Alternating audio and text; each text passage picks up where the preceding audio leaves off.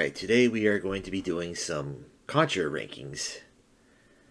This series is notorious for being hard,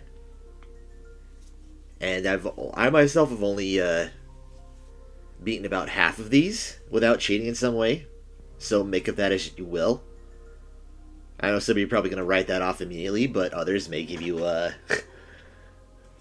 bit different insight as to someone who is not playing these games 24/7 to beat them. Or at least my opinions may not go in line with a lot of the mainline, which I know where a lot of them are. But anyways, I actually had played the original Contra, the NES version of it on original hardware when I was like 5 or 6. And yeah, as you can imagine, as a kid, I sucked, but I did find it fun. I've rediscovered the series about 5 years ago, maybe. I got back into it. But maybe a little bit more than that. Probably around 6 or 7 years. But yeah, the original version does have two distinct versions. Actually 3, but we'll talk about the third one later. The arcade and the NES.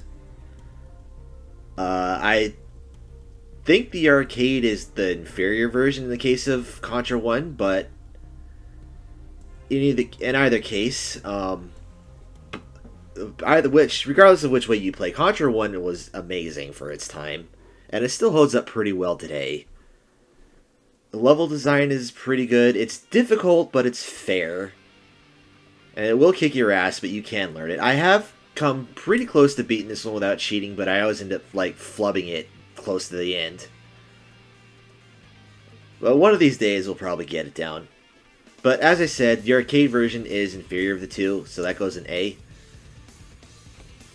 There's something about the NES version that's just better. I think the levels are a bit larger, if I recall, and I know the rear view sections are definitely better in the NES. Which, by the way, I hate the fact that they, after the original, they kind of disappeared in favor of the top-down sections as an alternate way to play, because I like the rear view sections in Contra 1. The only other game they really appear in is the DS game, which is unfortunate.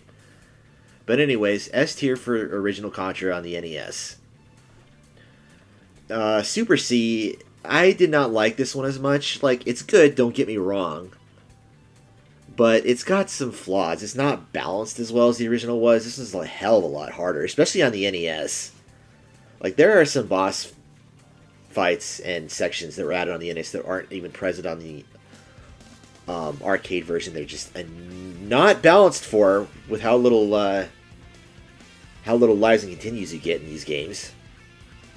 That being said, the NES version does have more content because of it. But I still think the arcade version is the better of the two. Let's say high B for both of them, but arcade version is the better. Now, Operation C on the Game Boy, I can imagine probably a lot of people wrote this off as a rehash. It does use assets from C and original Contra, especially in like the music department. But it's got some unique features of its own. I'm pretty sure this is the game that introduced the homing gun, which, by the way, if you get that, use it. It is very necessary for this game. I think this is the first one I have finished without cheating.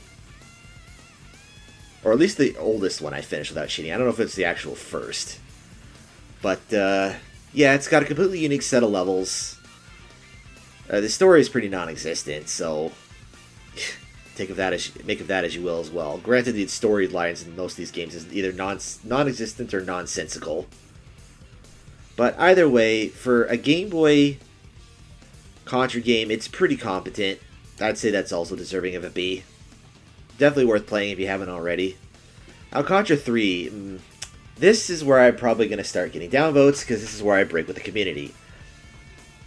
They tend to put this game on the top pedestal. I disagree. I think it's very overrated. Not that it's a bad game, mind you. It's not. It's quite good, but it's not as good as people make it out to be. That first stage sucks. The OST is kind of blah in comparison to a lot of the other games, apart from, like, the third and fourth level. It's shorter than its predecessors. It's a lot more harshly balanced. It did look fairly decent for an SNES game, I'll give it that. And the top-down sections were unique in the way they were controlled. Very Mode 70. But, I don't know. I just didn't like this one as much. Bit too... I don't know. This is the first one where they came more boss rushy than the older ones. Like, I kind of just like stage boss, not having to fight 3 different bosses within the stage. But either way, it's a solid B, but it is overrated. Now, Contra Force. I don't know why they released this on the NES after Contra 3 especially. And it's barely a Contra game. Like, it's Contra in name only. The story's got nothing to do with the rest of them. The gameplay is a hell of a lot slower. The only thing it really has in comparison is just the fact that it's another run-and-gun game and it has the top-down sections as well. Which, those top-down levels are the only halfway decent part of this game. Like, the visuals are bland. As I said before, it runs incredibly slow. The boss fights absolutely suck. The OST is okay, I guess. But, yeah, there's no reason to play this game. It's not terrible, but it's definitely not good. Hardcore. This is where I have trouble ranking. Hardcore is an excellent game and an absolute blast to play. It looks great on the Genesis, has a great soundtrack, it's very fast paced, and it's got some pretty brutal gameplay. The problem is, on the original Western release, they changed the difficulty to fuck with the rental market and made it a hell of a lot harder than it was meant to. Now, I'm sure, like, the veterans will prefer the fact that it uses the system of 1 hit and you die, 3 lives, and then you're out, and 3 continues. The problem is it wasn't balanced this way. And the Japanese released, it's 3 hits to die, 3 lives. So you can imagine that that's kind of a problem when they don't scale back the difficulty to accommodate the system changes. You have to be an absolute master of the dodge slide to even have a remote chance of surviving this game on its Western release. Which, yeah, is doable, but it's still not balanced for that.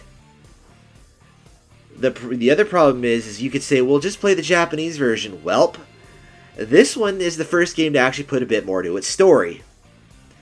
And not only that, there are 2 branching paths that will change the flow of the levels and take you to 4 different endings, as well as a 5th bad ending, but we're not going to count that one.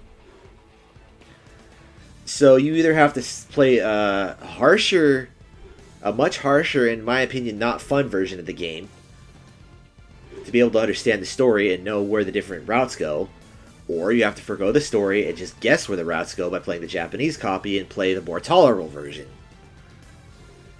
Thankfully, there is a patch that will patch the English version to the Japanese difficulty, which gives you the best of both worlds. I really wish the Contra Anniversary Collection had given you an option to do this. Instead, you're forced to either play the hard US version or the more tolerable Japanese version in its own language instead of translating that version. So, despite the fact that the version most people are going to be familiar with is the bullshit version, I'm still going to put this into a high A, because if you're playing the Japanese version or the patched Western version, it is a really fun game. Unfortunately, its direct sequel, Contra Legacy of War. You know how a lot of people say Rogue Core was the worst thing ever? Yeah, no it ain't. Legacy of War was purely top-down, which would have been okay if the game didn't suck absolute ass. There is nothing good I can say about it. The gameplay sucks, the visuals suck, the LST sucks, it's buggy, and it is extremely difficult, despite the fact that it's a top-down, and the top-down sections tend to be easier in these games. But it's not, because it's not even purely top-down. It's like the pseudo 3D thing, so it's really hard to tell where your shots are going to go and where the enemy shots are going to come in. Not to mention, a lot of sections just will absolutely flood you. So, yeah, I ain't going anywhere near this one trying to beat it without cheats. Even with cheats, it's not fun to play. Just, yeah, don't touch that one. It sucks. Not to mention, this story makes absolutely no sense. But, the game that came right after that, and is the third in that sub-series, See the Contra Adventure. I think this one gets a little too much shit for coming out after Legacy of War and being a similar let's try to 3Dify the series. But this one I think did it better. After the first and last level are traditional side view sections, but the rest of the game is a third-person shooter. That does not mean it's easy, though those third-person sections are easier than a lot of what the other games have to offer. The problem is and I think this is probably why a lot of people shit on it. The first level in the game is broken. The game is balanced between having a health system. However, once you get to a certain point in the story, and I don't know if this is some sort of bug or if it was intended this way, but once you get to a certain point, the health meter doesn't matter, and it becomes you take a single hit and you die. Which happens right around the time of a semi-boss rush, making that first level damned impossible to finish without cheating. Now, if you can get past that first level, there's a good chance you can beat the rest of the game without cheating. And I actually do like the third-person sections. It's just that the first level in the game, and honestly the last as well, just ruin it. If they should have just stuck with it being a third-person shooter, and it would have been better for it. The other problems is the game is kind of ugly.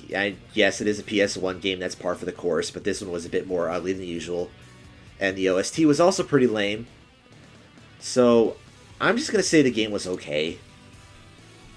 Honestly, I think if you gave it a pass because of Legacy of the War, I'd say give it like a try on an emulator, maybe.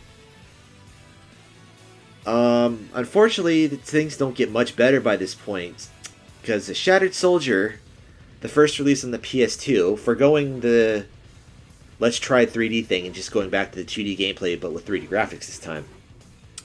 I wanted to like this one. I really did. The problem is the difficulty is insane. It's worse than Hardcore's Western release. Not only that, I'm not a fan of the weapon system. Instead of just collecting weapons, you start with 3 different options, and you can use an alternate fire on each one. The problem is none of them are particularly effective. The other problem is this game also has a scoring system, a ranking system, where it ranks you based on the fact that you've killed every non-respawning enemy in the level, and you also didn't die, and you didn't continue. And if you don't get like at least a B rank, you get locked out of the rest of the game. And it doesn't matter if you play it on easy mode, because the game it'll lock you out of the last 3 levels anyway, regardless of what your rank is. Which I'm just like, why did they even put an easy mode in the first place? If they're going to do that. I hate it when games do that. If you don't want people to play the game on easy, just don't fucking put an easy mode in. And if we say, well, we'll just play it on normal. Oh yeah, I would, except as I said before, this game is ridiculously difficult. I can get through half the game without cheating, but around the end of the 5th stage, you get thrown into a boss rush that has like 7 or 8 different fucking phases, and fuck doing that without cheating.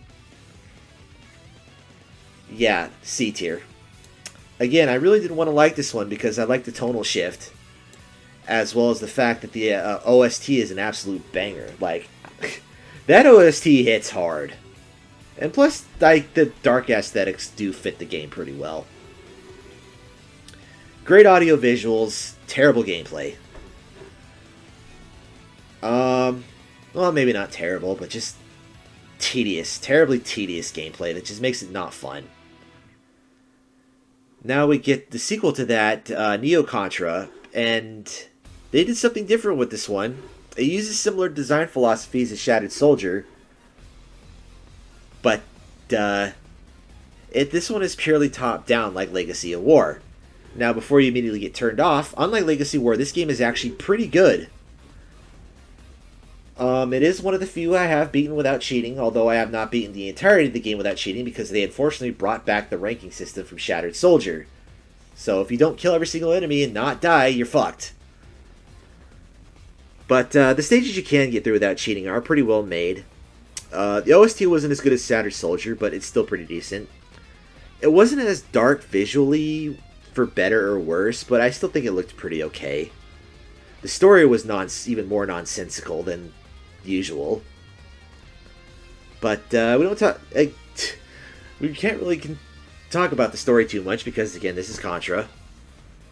But it's just impossible not to talk about a couple of these games without mentioning how ridiculous the stories are. But putting that aside, again, fun game, fully recommend it. I'm going to say this is an A tier. I really enjoyed Neo Contra. Contra 4. Yeah, I have a love-hate relationship with this game. On one hand, it is a great return to form. It looks fairly decent on the DS. The soundtrack is excellent, just absolutely superb. Since that came out during Way Forward's high point, before they started kind of crapping out.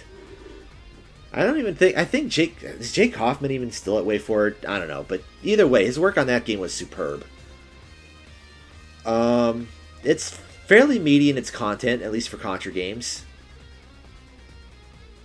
And level design is decent. The problem is it's kind of has the same problem as Shattered Soldier. It doesn't have the ranking system, thank fuck, but the difficulty curve is ridiculous. First 3 stages, not too bad. Then it spikes really, really harshly for the next 2. Then it goes down for the next 2 before skyrocketing at the final boss. Like, I was able to beat this one with cheating, but only barely.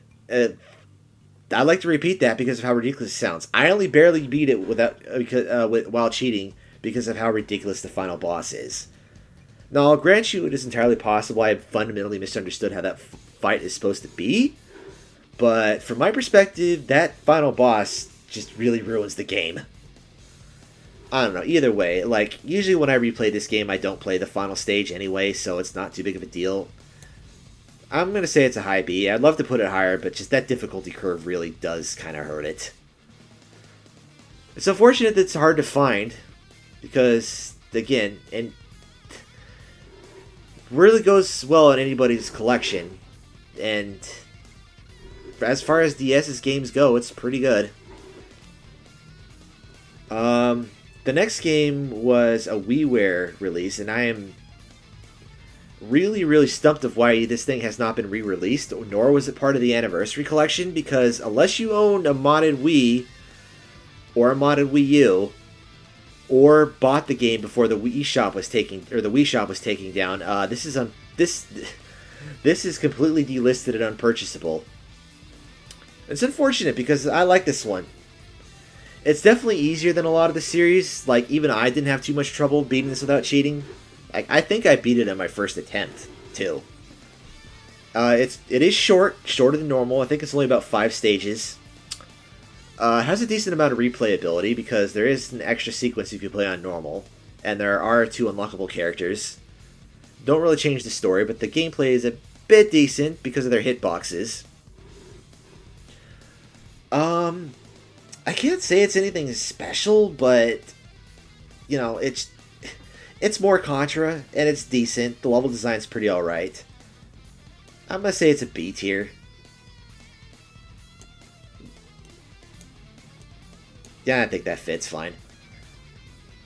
Now the next one I have to talk about is probably going to be a bit divisive, because most people are familiar with the mobile port of Contra Evolution. This is a faithful remake of the original Contra, with also adding some of the new features of the newer games, such as a couple new weapons, like I think the homing gun's in it, the ability to carry 2 weapons at once. It looks a lot better, the music is a lot better. Again, it's everything you'd want from a faithful remake. Some new content would have been nice, but this is an arcade game. Yeah, I said it, it's an arcade game because there is an arcade version of this. Unfortunately, it was only released in Asia. and the only exposure Western audiences had is the mobile port, and the mobile port is absolute dog shit. If I had the mobile port on here, I'd put that shit in F tier, because I think it's delisted, but even when it was up, it was just like a microtransaction hell, and was very, very slowly paced, and the controls were ass. The arcade version has none of that. In fact, I will say the arcade version is the definitive way to play Contra 1. S tier. If you have not played it, or didn't play it because of the mobile port, I implore you to try playing the arcade version. You can play it on both Technoparrot, or you can play it standalone. You can play it on Windows without the emulator. Though I will say, it's a bit harder to get up and running than playing it on the emulator, but it is quite doable. Look it up; it's not difficult. You just give it a try. The only thing I can say against this game is the fact that it doesn't have the old game system of having 3 continues and then it's just game over. You can continue as much as you like since you're playing on free play, I'm assuming. So any challenge, you'll have to be self-imposed. But don't shit on the game because of that. It's a great remake of the first game. You know, if you want that challenge, just self-impose that you can't continue more than 3 times. Now, Uprising. This is the game that came out before it went on the series went on a hiatus for a while.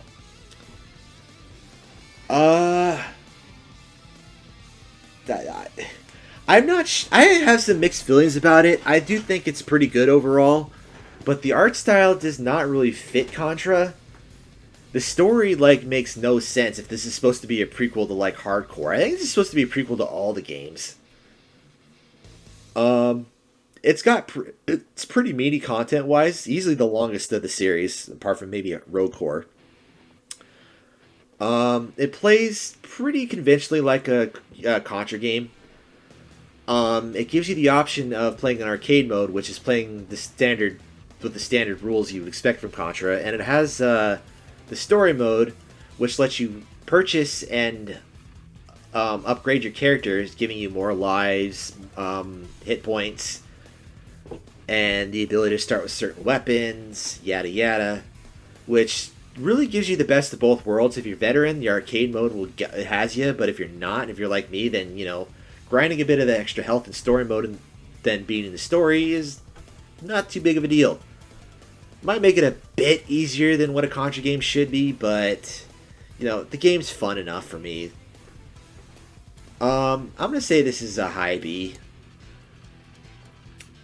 The only problem is the fact that it's tied to the Xbox 360 and PS3 stores. So you have to either have a PS3 emulator or have access to a PS3 to play it. You can, I believe it's still listed, so you can still buy it, though, thankfully, on the PS3. 360 one, unless you have a 360 with that already downloaded, you can forget about it. I do wish they would come out with an HD version or something, give it another chance, because that game deserves to be played by more. It's quite good. What's not so good is Road Core. I'm gonna come out and say this, which is probably gonna get more downvotes. I don't think it's as bad as it's made out to be. I'm not gonna say it's good, because it's not. It's definitely leans more towards being bad, but it's not terrible. Of course, I did play it post-patch. It's barely Contra. It's like a co-op looter shooter, top-down, which is a very odd choice. I get hating it. It is kind of Contra in name only, but it's playable, unlike, say, Legacy of War.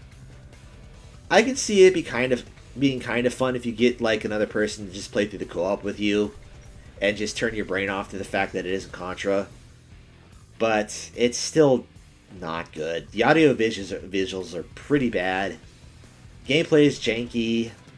The story is weird as hell. And it drags on a bit longer than it needed to. But I didn't like it, but I didn't hate it. So I'm just gonna say it's D tier. It's not as bad as Legacy of War. It's really not. I don't think it's slightly better than Force, honestly. And for the last game, the most recent game that was released, I believe this came out 2 years ago. Operation Galuga, which is yet another remake of the first game, although this one's more of a reimagining than a remake, for better or worse. I really wish this had been a new title instead of another needless remake. I would have been a bit kinder to it. But I really wish they had made an HD version of Evolution's arcade mode, put that up, and then made a new game. Because as a remake of the first one, it's got issues. Putting aside the performance ain't too good, it's kind of ugly. The new soundtrack sucks. But thankfully, as long as you're not playing in story mode, if you're playing in arcade or challenge mode, you can pick between the original Contra's OST, new remix element, which I really do not understand why that isn't the default, because the one that plays during the story mode sucks ass. And you also get Contra 4's OST, which is my preferred one. Now, as far as the gameplay, it's alright. Again, I would have been kinder to it if this was a new game. The new level design is really wacky, and it starts falling apart after the first level. They took out the rear view sections, which pisses me off, because I was looking forward to that. Because again, the only other game that has those, apart from the original, is Contra 4. The boss fights kind of suck. Weapon and gameplay wise, it's pretty much what you would expect, just not as good. I didn't hate playing it, but it's just like, it's kind of got that thing that's like nagging in the back of your mind. I'd rather be playing Contra 1 or Contra Evolution. It's really hard to recommend it. I don't think it's bad, but it's not particularly good. I do appreciate the fact that the story that does kind of tell a different version of the first game, where it kind of has a bit of time to develop before going balls to the walls like the first game does. That said, it does heavily also retcon the events of the first story, and not in a good way. But I don't know. If you're gonna pick this one, get it up on a deep sale. I would say it's a low B. Again, it's not bad, but it's just okay, is really all I can say about it. Get it on sale, and unfortunately, that is the most recent game we've seen of the series, and it's hard to say whether Operation Galuga and Rogue Corps have killed the series off again. I hope not, because I'd like to see a new game with more effort put into it. But we'll have to see. Anyways, this is my feelings on the Contra series from the perspective of a guy who, as I said, has only beaten about maybe half to a third of these without cheating, and just plays them because they're fun, not because I want to be all elite. It's good for anybody to have a game that absolutely kicks their ass from time to time, and for me, it's Contra. I know some people like freaking Ghosts and Goblins, which is way harder than this shit. But yeah, if you enjoy these type of games and haven't played them before, I recommend giving the ones you haven't played a try. Or if you just need another game that kicks your ass, it's not a bad place to look. And this kind of did kick off the whole run and gun subgenre. But yeah, that's it for me.